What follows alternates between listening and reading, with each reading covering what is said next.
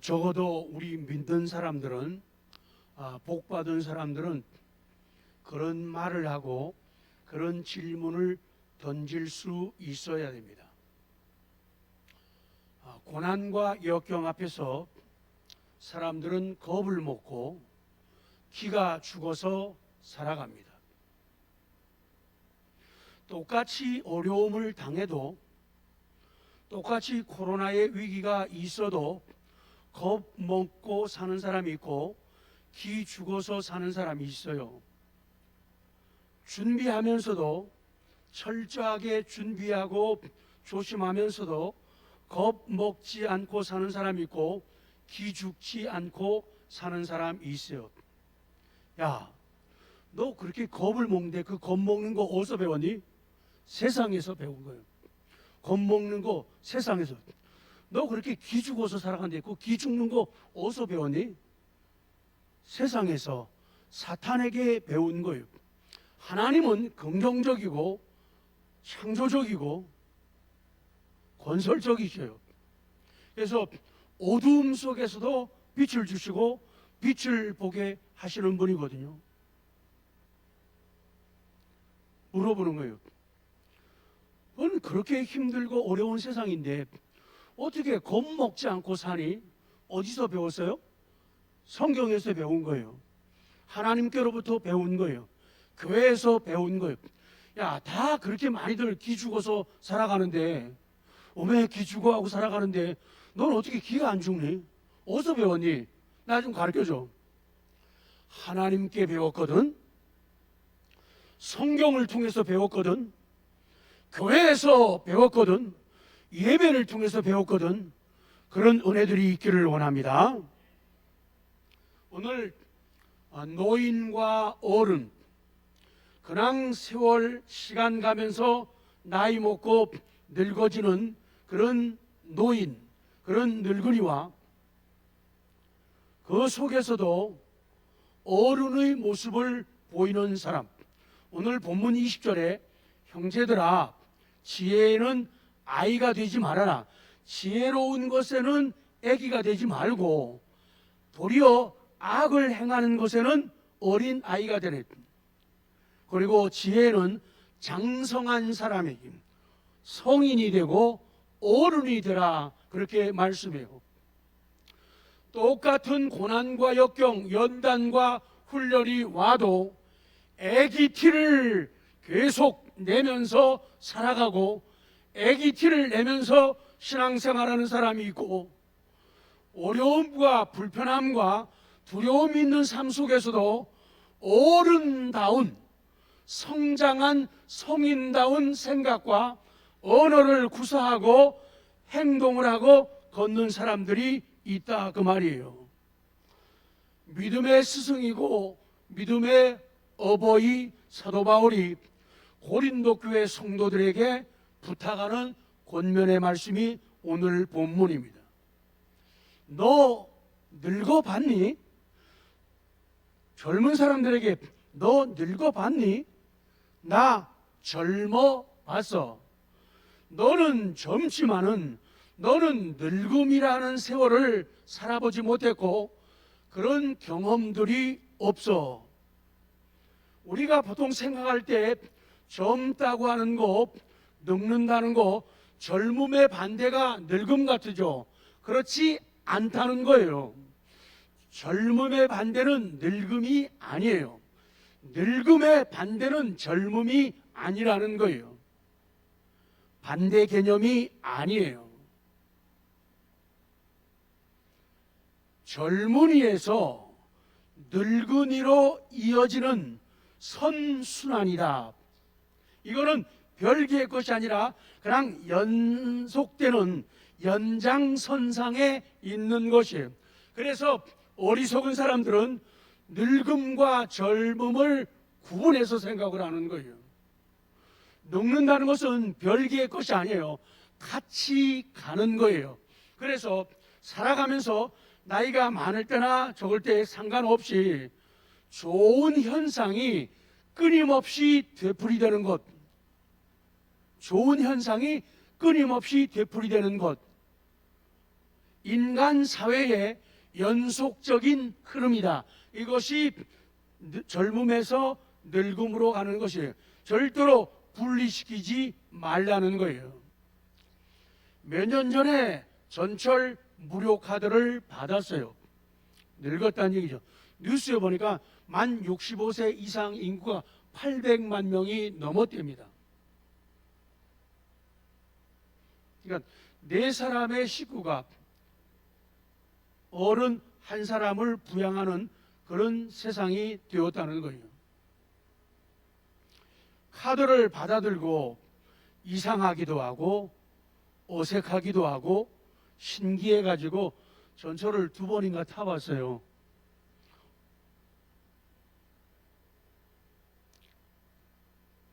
중요한 거 있습니다. 늙었다는 생각이 들어야 바르게 늙는 거예요. 늙었다는 생각이 안 들면 바르게 늙는 거 아니라는 거예요. 나 아직도 건강하거든, 아직도 한 힘 쓰거든, 이 사람은 위험한 사람이에요. 늙는다는 것을 바르게 느껴야지 바르게 늙는 거예요. 지금의 나이가 들어가는 것이 성숙해지고 익어가는 것이라는 믿음을 가지기 때문에 내 모든 주어진 날이 생명의 연속선상에 있다. 내 모든 날들이 젊음의 연속석상에 있다. 그런 믿음과 지혜를 가지라는 거예요. 지금은 시대가 너무 많이 변했습니다. 그 변한 것들 가운데 가장 큰 아픔이 뭐냐? 하나님에 대한 믿음이 변하고 어버이에 대한 공경이 달라지고 스승에 대한 존경이 흔들리고 선배에 대한 질서가 바닥을 치고 노인에 대한 예의가 희석되었다. 이것이 위기이고 이것이 슬픔이다. 옛부터 상경하애, 위로는 공경, 아래로는 자애, 윗사람을 공경하고 아랫사람을 사랑하라, 그런 말이죠. 그런데 세월은 가면 갈수록 하애, 아랫사랑은 있어도 상경은 자꾸만 줄어들고 없어지고 상실되는 그런 가운데 있어요. 그리고 이제는 무한한 기능을 가진 컴퓨터와 무한한 기능을 가진 휴대폰 앞에서 어른들의, 부모들의, 노인들의 무지가 드러나고 있어요. 가르쳐줘도 잘 배우지 못하고 배워도 금방금방 까먹는 노인들의 무지와 무능이 드러나는 세상이에요. 어제는 우리 조도사님을 통해서 줌에 대한 공부를 했어요. 그래서 줌 해가지고 사람들을 회의하거나 설교 강의할 때 초대를 해가지고 그 자리에서 하는 그 연습을 했는데 처음에 좀 불편한 것 같더니 해보니까 재밌더라고요. 쉽더라고요. 아, 내 머리 갖고도 충분하게 가능하겠다, 그런 생각을 가졌어요. 노인들은 대용량의 컴퓨터와 핸드폰 앞에서 쩔쩔 매고 있어요. 과거에는 이런 것들이 없었어요. 그런데 지금 방대한 지식과 인생의 놀라운 경험들이 이 컴퓨터 속에, 핸드폰 속에 다 담겨 있습니다. 마우스 하나만 요리조리 움직이면은 세상 만사의 지혜와 설기가 다 쏟아져 나옵니다. 그래서 이제는 노인의 과거의 경험이 점점 소용이 없어지고 노인들의 탁월한 지혜가 무력해지는 그런 세상을 만났습니다.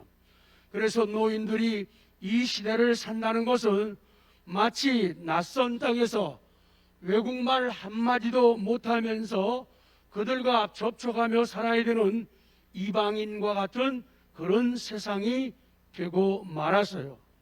그런데요, 여러분, 이런 격언 아시는지요?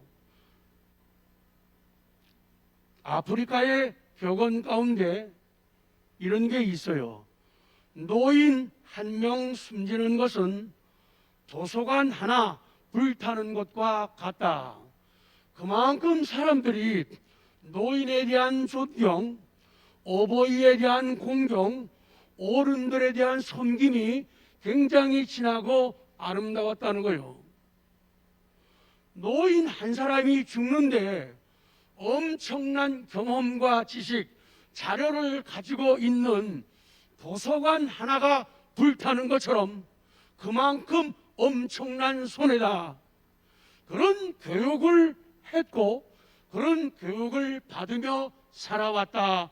그 말씀이에요. 성경은 언제나 우리에게 보여줍니다. 늙는다는 것은 성숙함을 의미하고, 늙는다는 것은 숙성되는 것을 의미하고, 늙는다는 것은 연속의 보태짐, 보태지고 보태지고 또 보태지고 더해지고 더해지는 이것을 갖다가 늙는다라고 표현하는 거예요. 밑으로 갑니다. 그러니 너 늙어봤니? 나 젊어봤다는 권면을 진지하게 받아들이는 것은 그 자녀들의, 구성원들의, 그리고 젊은이들의 놀라운 겸손이 되고 탁월한 지혜가 되는 거예요.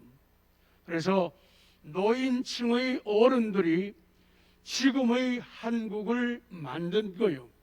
자기 딴에는 자기들이 똑똑하고 뛰어난 것처럼, 그래서 부모를 무시하고 어른들을 무시하고 과거의 역사를 기억하지 않으려는 그런 세대를 맞이하고 있지만은, 노인층의 어른들이 지금의 한국을 만든 거예요. 그분들이 생명도 바치고 땀도 흘리고 수고해서 민주주의도 만들고 지금의 안정적인 경제도 만들어낸 거예요. 쌈박질 되게 잘하지만은 여당이든 야당이든 정당도 어른들이 만들었고 학교도 만들었고 병원도 만들었어요. 그 가운데 눈으로 볼 수 있는 우리 한빛전원교회도 그렇습니다. 중년 노인층의 어른들이 한빛전원교회를 만들었어요. 지금의 교회가 있게 한 거예요. 어른들은 물질과 재산을 들였으며 자신의 한평생을 희생을 했어요. 목회자와 성도들이 이 아름다움을 성취한 거예요. 85년도에 처음으로 단독 목회 연천 대광리 대신교회로 갔습니다. 그때는 너무 어려웠기 때문에 사람도 얼마 안 되고 믿음이 뛰어난 분들도 흔하지를 않았죠. 사례비를 교회에서 20만 원, 그리고 교단에서 20만 원, 40만 원 받을 때예요. 서울교회에서 오라고 하는 청빙을 받았어요. 가지 않았습니다.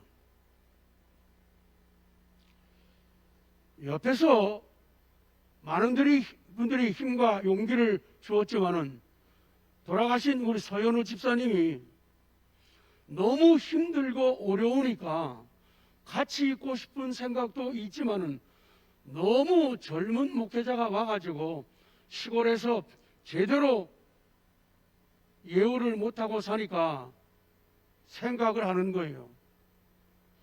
우리 목사님을 서울 큰 교회로 보내겠다고. 그래가지고는 이모 살던 데가 상계인가 노원인가 쌀가게 하는 가서 여러 번. 그래서 서울의 언니를 통해 가지고 어느 교회를 소개하는데 40만 원 받을 텐데 사례비를 200만 원 준다는 거예요. 근데 전혀 크게 들려오지 않았고 전혀 마음이 흔들리지를 않았어요. 그 이유는 하나님 앞에서, 성도들 앞에서 한 약속을 지켜야 했기 때문이에요. 처음 부임해서 설교하면서 그렇게 말씀을 드렸죠. 여러분들이 싫어하면은 언제라도 저는 떠납니다. 그러나 여러분이 싫지 않다고 하면은 저는 여러분을 떠나지 않겠습니다. 그렇게 된 거예요. 그러다 보니까 한 교회에서 한 평생을 생활하고 거의 40여 년이 가까워 오고 있어요. 이제는 은퇴를 눈앞에 두고 있어요. 여기까지 오면서, 오늘이 있으면서 나의 청춘을, 나의 일생을 드리고 바치고 곁눈질 하지 않고 오게 된 것, 하나님의 사랑과 은혜이고 성도들이 저를 포기하자는 그런 일 때문이죠. 그래서 오늘 여기까지 오게 된 거예요. 무슨 얘기입니까? 어른이란, 스승이란, 부모란, 목회자란 무엇이냐? 어떤 사람이냐? 목회자는 어떤 사람이냐? 손해가 있고 불이익이 있어도, 불편이 있어도 그것을 감수하고 곁눈질하지 않고 걷고 달려온 사람이 부모이고 스승이고 목회자이고 충성된 성도들입니다. 성경이 가르치는 것이 뭡니까? 성경이 가르치는 역사가 뭡니까? 성경이 말씀하는 전통이 뭡니까? 노인에 대한 존경과 우대가 무너지게 하지 말라는 거예요. 부모와 스승과 선배, 목회자에 대한 존경과 우대가 무너지면은 결국은 같이 무너지고 그 모든 것에 흔들림이 온다는 것이죠. 리언으로 갑니다. 이제 우리 젊은이들 또 우리 성도들에게 주시는 말씀은 분노하라는 그런 말씀을 주고 계십니다. 분노에는 여러 가지가 있지만 오늘 사회적 분노를 조금만 생각해 보려고 합니다. 스테판, 이분이 연세가 90이 넘어가지고 책을 썼는데 그것이 분노하라고 하는 책이에요. 스테판 에셀, 이 사람이 분노하라는 책을 쓰죠. 나치에 대해서 반대하는 레지스탕스 운동가예요. 운동가예요.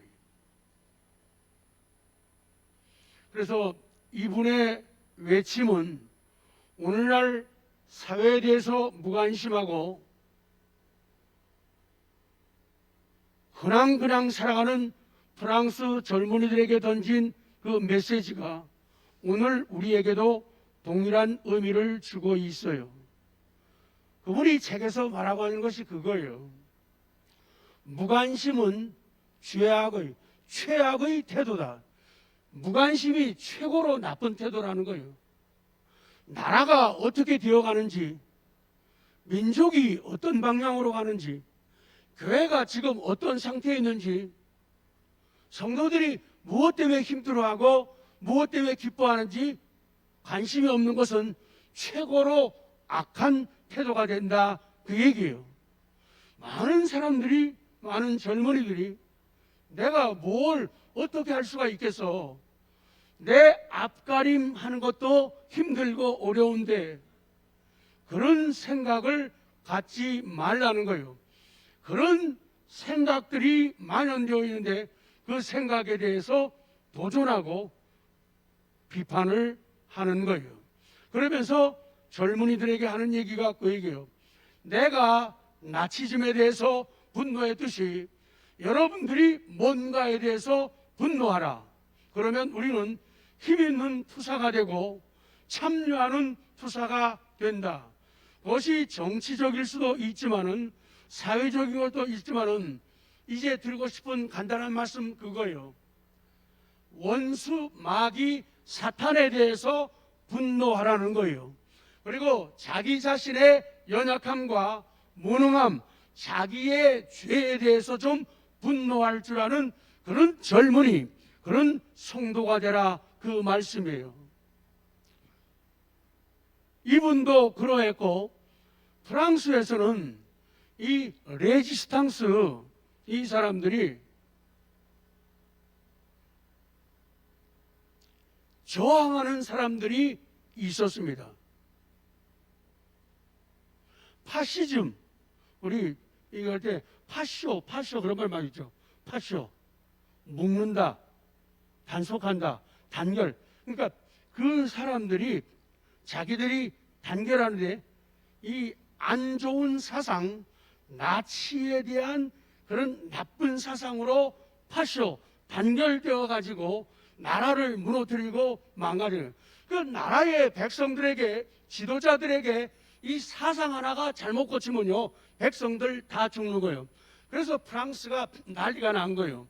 그래서 독일 히틀러가 대통령 선거에 나가서 도전했다가 이 사람이 떨어집니다. 떨어져요. 나이가 많은 사람이 대통령이 돼요. 그러니까 안정감은 있지만은 어떤 변화를 모색 못하는 거예요. 그럴 때 반대당, 이 나치당에서 히틀러가 그 당의 당수가 되는 거예요. 젊은 사람이. 그래가지고는 사람들을 잘 살가겠다고 막 나오는데 히틀러가 사람들에게 인기를 막 끌기 시작하는 거예요. 그러니까 사람들이 거기에 홀딱 반하는 거예요. 아, 저 사람이다. 히틀러가 우리 프랑스를 살리겠다. 히틀러의 사고방식. 그래서 히틀러가 프랑스를 공격하잖아요. 공격해가지고 이 사람이 프랑스 북부를 점령을 합니다. 그래가지고 독일군이 프랑스 북부를 점령하고 남부가 남았는데, 남부 프랑스에는 비시라고 하는 도시가 있어요.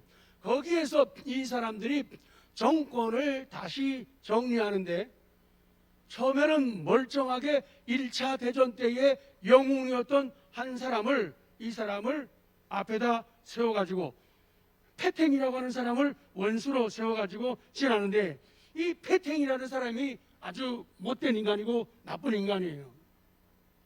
프랑스 사람이면서도, 프랑스를 지도하면서도 이 독일에게 아부하고 아첨하는 정권이에요.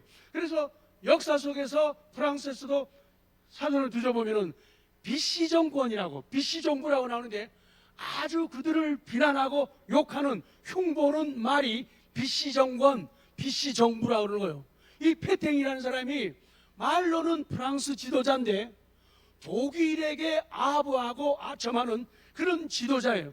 그래서 자기 목소리 하나도 못 내고 독일의 히틀러에게 절절절 매면서 기죽어 가고 지내는 거예요. 그러면서 나라가 점점 나치화되어 가고 히틀러화되어 가지고 이상야릇한 공산화가 되어 가는 거예요. 그럴 때 민중들이 가만히 있지 않았어요. 야, 이러다가 우리나라 진짜 망한다. 이 나라 진짜 멸망한다. 그래서 이렇게 하면 안 되겠다. 그래서 일어난 사람들이 레지스탕스예요. 이 사람들이 그들 정권, 비시 정권에 대해서, 비시 정부에서 너희들 물러가라는 거예요. 너희들 사라지라는 거예요. 그래서 일어났는데, 이 사람들이 세계적인 주목을 받은 게, 프랑스의 레지스탕스가 주목받은 게, 믿는 사람, 안 믿는 사람, 제도권 밖에 이 모든 사람들이 총궐기해가지고 이 나치 정권에 대해서 항거하고 대항하면서 싸운 거예요. 그래가지고 결국은 이기게 됩니다. 그것이 시간이 좀 지난 다음에 여러분이 잘 아는 드골이죠. 드골. 이 사람이 거기에 힘입어가지고 정권을 잡게 되죠. 그래서 프랑스 공화국 임시정부가 파리에 수립되게 됩니다. 그래서 우리는 왜 하나님은 나를 이 땅에 살게 하시고 오늘을 있게 하시고 현재를 보고 듣고 느끼게 하시는가? 그래서 사회적인 것에 대해서 우리가 분노를 할 줄 알아야 돼요. 왜? 무엇에 대해서 분노할 것인가? 그리고 오늘 한 가지 말씀은 마귀에 대해서 분노하고 내 죄로 인해서 분노를 가지라는 거예요. 엔진 없는 자동차는 갈 수가 없고, 안고 없는 찐빵은 맛이 없고, 불 꺼진 연탄은 따뜻할 수가 없어요. 회개 없는 기독교는 구원이 없습니다. 우리에게는 영적인 싸움이 있습니다. 그 싸움에서 이기기를 원한다면 원수 마귀에게 분노하라는 거예요. 분노하지 않는 상대와는 결코 싸움이 생길 수 없다. 저를 보십시오. 지금 이 사람이 나쁜 사람이에요. 악한 사람이에요. 독한 사람이에요. 사회를 지키기 위해서, 가정을 지키기 위해서, 믿음을 지키기 위해서 이 사람과 싸워야 돼요. 그러기 전에는 먼저 그에 대한 뭐가 있어야 되냐? 분노가 있어야 되는 거예요. 분노가 있어 이 사람하고 싸우는데 뭐 그 정도 가지고 뭐 괜찮은데, 그러면 이 사람에 대해서 분노를 못 가지게 되면 절대로 이 사람과 싸울 수가 없는 거예요. 싸울 수 있다는 것은 거룩한 분노가 있다는 거예요. 아, 제압시켜야 된다, 꺾어야 된다, 무너뜨려야 된다, 없애야 된다, 그런 거룩한 분노를 가질 때 이 사람과 싸울 수가 있다, 그 말씀이에요. 분노하지 않으면 두려움에 빠지고 염려에 빠지게 됩니다. 그렇기 때문에 마귀에 대해서 분노하는 사람, 악한 진영에 대해서 분노하는 사람은 마귀의 진영을 깨트리는 사람이고 마귀의 진영을 허무는 사람이에요. 우리는 기도할 때 하나님의 선한 능력으로, 하나님의 선한 말씀으로 악한 영들을 대적하시기 바랍니다. 분노의 눈빛을 가지세요. 제 눈이 작아도 악한 세력에서 내 원수에 대해서 쳐다볼 적엔요, 원수를 바라보는데 인자한 눈으로 이렇게 보는 사람은 없어요. 째려보는 거죠. 눈에다가 힘을 주는 거죠.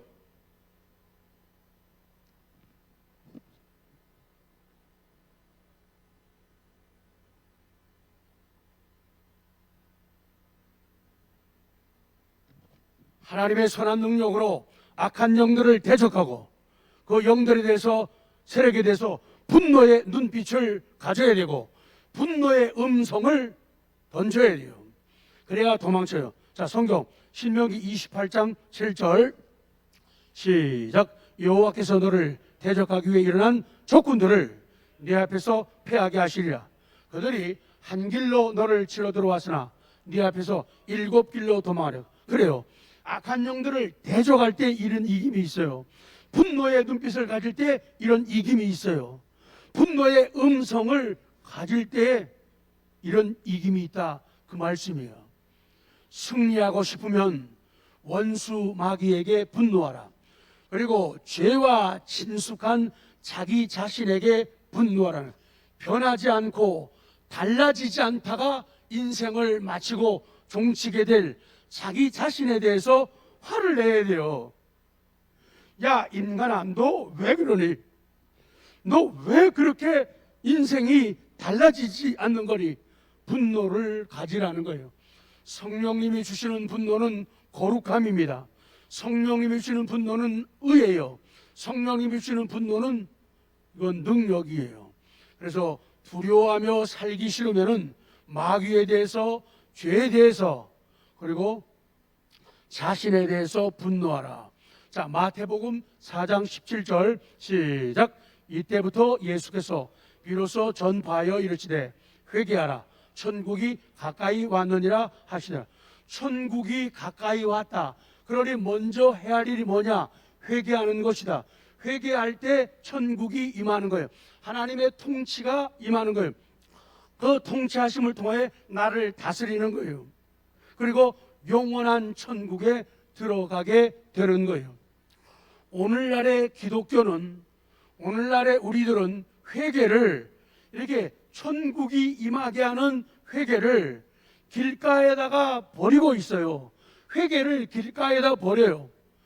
회개를 쓰레기통에다가 던지고 있는 거예요. 왜? 회개하는 것, 아파하는 것, 부끄러워하는 것, 미안해하는 것, 눈물 흘리는 것, 방향을 전환하는 것, 이거를 너무나 싸구려 취급을 하는 거예요. 감정이 풍부한 인간이 그냥 우는 것이지, 그런 사람들이 조그마한 것도 선도 실천하는 것이지, 나같이 점잖고 의젓한 사람이 무슨 그렇게 촐랑대는 은혜를 표현하겠느냐, 이게 문제가 된다는 거예요. 회개를 해야 천국이 가까이 임하는데 회개를 버리니까 천국도 버리게 되는 거예요. 회개 없는 크리스찬, 회개를 망각한 기독교는 결국 천국도 망각하는 거예요. 그래서 천국은 그렇게 가고 싶은 나라가 아니다 그 말이에요. 그래서 이 땅에서만, 세상이 정말로 이상하게 돌아가요. 이렇게 뉴스를 보다가 깜짝 놀랐어요. 어떤 사람이 자랑하듯이 전라도 전북 어딘가 나가서 사람이 선전하는 거예요. 개들을 위해서 화장장 만들고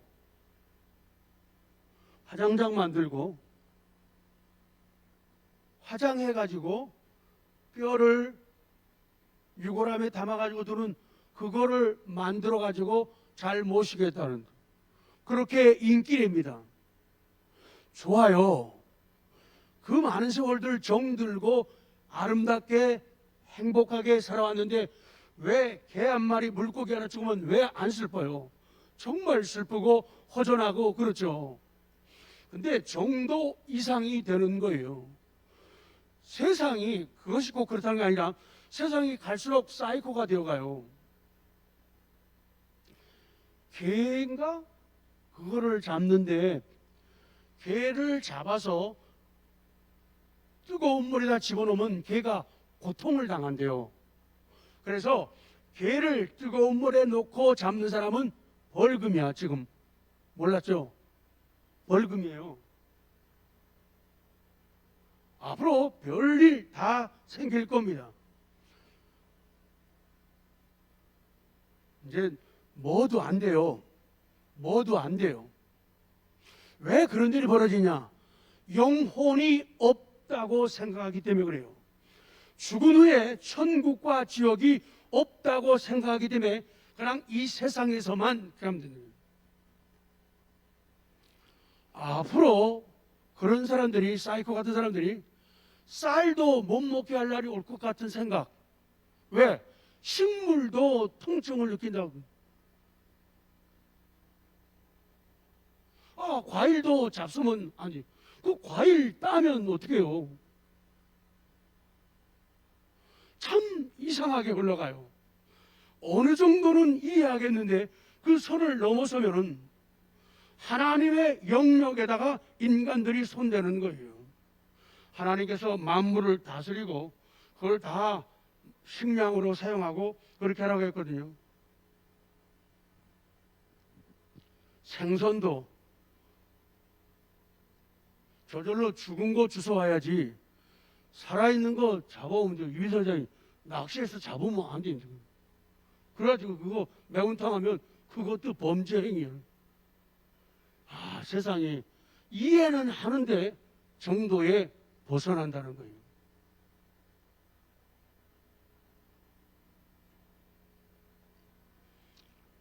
회개를 싫어하니까 천국도 가기 싫은 곳이 되었어요.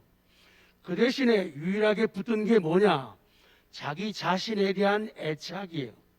현실에 대한 탐욕이라는 거예요. 그래서 말로는 심는 대로 거둔다고, 하나님은 심는 대로 거두게 하십니다 말은 하지만은 그 성경을 믿지를 않습니다.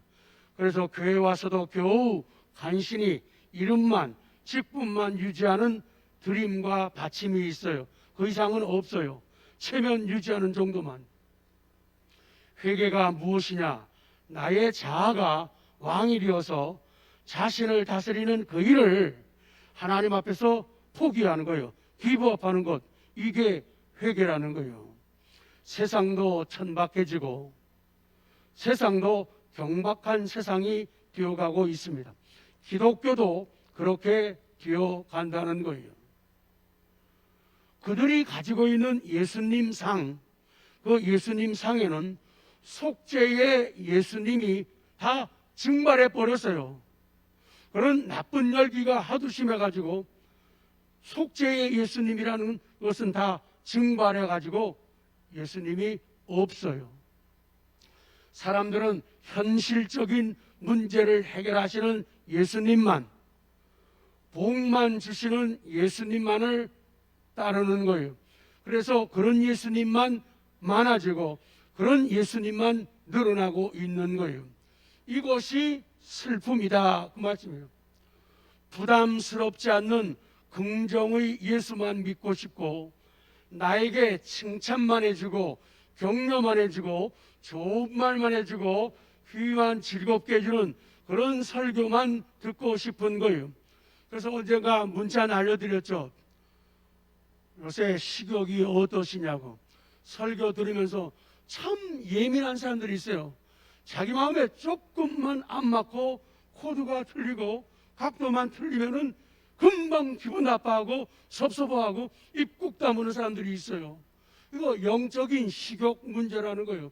건강한 신앙은 어떤 설교, 고기든 아주 죽이든 야채든 잘 먹고 즐기고 소화시킬 수 있는 능력을 가지게 되는 거예요. 거기에 나오죠. 박영식 안수집사님이 글 쓴 거에 어떻게 할지 고민만 하고 또 하루를 보낸다. 예배에서 기도에서 정답을 찾아야겠다. 그래요. 정답을 예배에서 찾고 기도에서 찾아야 해요. 이제 정리 들어갑니다. 두 번째, 어른이 노인에게 말합니다. 아까 20절에 형제들아 지혜는 아이가 되지 말아라. 그리고 악에는 어린아이가 되어라. 그리고 지혜는 장성한 사람, 성장한 사람, 어른이 되어라. 나이 들어서 어른이 되려면은 젊었을 때부터 부단히 자기 자신을 가꾸고 가다듬지 않으면은 어른 되기는 됐다 힘들어요. 어른이란 나이가 들수록 남을 배려하는 신앙이에요. 다른 사람을 위해서 기꺼이 그늘이 되어주는 그런 사람이에요. 어른은 그래서 나이가 들어서 병석에 누워 있어도 가진 것이 없어도 은퇴하고 손을 뗀다 해도 만나는 사람의 마음을 훈훈하게 해주니 그러니 그 사람 주변에는 사람이 자발적으로 모여든다 그 말씀이에요. 노인은 저절로 되는 겁니다. 중요한 사실입니다. 노인은 노력하지 않아도 훈련하지 않아도 저절로 늙어가는 거예요. 저절로 노인이 되는 거예요. 싫다고 해도 노인이 되는 겁니다. 나이 들면서 말을 많이 듣는다면은 나이 먹은 것을 훈장으로 여기기 때문이에요. 어른이 되려고 자신을 가꾸지 않았기 때문에 더 많은 말을 듣게 된다 그 말씀이에요. 어른이 노인일 수는 있지만 노인은 다 어른이 아니다. 그래서 오늘 말씀 앞에서 저 자신과 우리 성도님들 모두가 우리 노인은 다 어른이 아니다. 그래서 우리가 어른으로서의 그런 삶을 계속해 나간다면 우리의 장래는, 우리의 미래는 정말로 더 인정받고 칭찬받는 시대가 열리게 될 겁니다. 부정적인 측면을 볼 때 노인은 자기 자신만 아는 사람입니다. 그는 주변의 모든 사람이 자기 한 사람을 위해 존재한다고 생각합니다. 그런 사람은 건강할수록 그 한 사람 때문에 주변 사람들이 고통을 받습니다. 결론입니다. 유쾌한 노인 되기, 유쾌한 꼰대 되기입니다. 과거의 우리 인생의 패러다임은 30년은 학습하고 공부하고 30년은 일함으로써 60, 그 당시 환갑 지나면은 일들을 정리하는 그런 시대였죠. 그러나 지금 100세 시대가 되면서 40년이라는 세월이 추가되었어요. 유쾌한 꼰대는, 유쾌한 노인은, 유쾌한 어른은 부정적 이미지를 벗어난 어른들입니다. 그래서 100세 시대를 위해서는 몇 가지만 삶 속에서 건져내고 마치겠습니다. 자신의 정신과 육체에 끊임없는 에너지와 활력을 불어넣으라는 거예요. 시간이 가고 세월 지난다 하더라도 자기 정신에다가 자기 육체에다가 끊임없는 에너지를 불어넣고 끊임없는 활력을 불어넣으라는 거예요. 이것이 100세 시대에 유쾌한 꼰대 어른이 될 수 있는 방법 가운데 하나가 돼요. 그리고 지식의 업데이트가 필요하다. 새로운 지식을 계속 습득하라는 거예요. 그리고 이 지식은 활용을 통해서 습관이 되게 하고 능력, 실력이 되게 만들라는 거예요. 정말로 컴퓨터 열면은, 핸드폰 열면은 모르는 게 거의 다예요. 그럼에도 불구하고 젊은 사람들이 짜증을 낼 거예요. 당연히 그것도 모르냐고 묻고 왜 또 묻냐고 그럴 거예요. 그럼에도 불구하고 겸손함으로 또 받아들이고 또 배우란 말이에요. 그러다 보면 계속 활용하다 보면 이것이 습관이 되고 실력이 된다는 거예요. 아예 못한다고 말하지 말라는 거예요. 그래서 아까도 말했지만은 우리 이병모 전사님이 우리 줌에 대해서 강의를 하는데 그걸 배웠어요. 좀 감이 오더라고요. 아, 계속 반복하면은 내 거 되겠구나. 기왕이면은 꼰대란 말 들으면 안 되겠다. 그것도 유쾌한 꼰대, 그런 어른이 되어야겠다. 그런 생각을 또 가지게 되는 거예요. 그리고 디지털 도구를 활용하는 능력을 갖춰야 돼요. 익숙해지게. 그래서 그런 거에 대해서 두려움을 가지는 것보다 궁금증을 더 가지라는 거예요. 매일 물어보면 못해요, 못해요. 그러면 자꾸 물어보면 돼요. 각오해야죠. 욕먹는 거. 마지막으로는 주님을 닮은 향기로운 속사람을 가꾸라. 그러니까 곱게 곱게 늙어가라, 그 얘기예요. 곱게 늙어가라. 그러니까 나이를 들어가면 갈수록 글도 이제 인생을 돌아보며 해가면서 글도 좀 쓰라, 그 말이에요. 죽어도 글 안 쓰는 사람이 있어요. 참 대단한 고집이에요. 이제 나이 들면은 권면을 받아들이고 빨리빨리 깨닫고 실천할 줄을 알아야 돼요. 문자도 하나님께 영광되고 사람들에게 유익이 되고 위로가 되는 그런 문자를 팍팍팍 날릴 수 있는 그런 연습과 훈련이 돼야 된다는 거예요. 여기 계신 분들은 90대 분이 아무도 없잖아요. 충분히 가능하잖아요. 황금 여고사님은 84인가 그래요.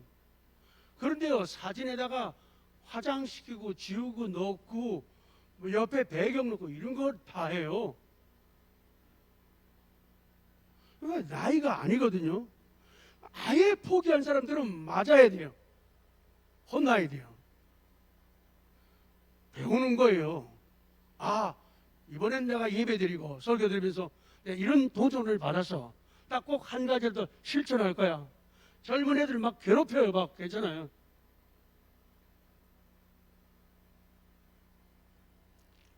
그렇게 하면 그 사람은 노인이 아니에요.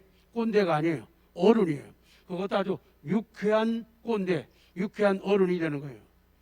성도 여러분, 노인이 많으면 가정이고 교회고 사회가 병약해집니다. 그러나 어른이 많으면 윤택해지는 거예요. 어른들의 자상함, 어른들의 편안함, 어른들의 기도, 어른들의 위로, 그 때문에 가정도 교회 공동체도 굉장히 훈훈해지고 편해지는 거예요. 그런데 어른은 적고 노인들만 가득 있으면은 정말로 재미없어요. 그래서 유쾌한 꼰대, 옆에 분들에게 복 빌고 끝내겠습니다. 당신은 유쾌한 꼰대입니다. 시작! 방향 바꿔. 당신은 유쾌한 어른입니다. 시작. 썩어도 준치라 그러잖아요. 시간이 흐를수록 부패하는 음식이 있고 발효하는 음식이 있다 그 말이에요. 사람도 믿음도 나이가 들수록 노인의 믿음을 가지는 사람이 있고 어른의 믿음을 가지는 사람이 있다. 노인은 나이를 먹어버린 사람이지만 어른은 나이를 먹을수록 성숙해지는 사람이다. 저도 칭찬 복 받고 끝내려요. 저 좀 복 비벼서. 목사님은 유쾌한 꼰대이십니다. 아나운 섭섭해요. 시작. 아멘. 고맙습니다.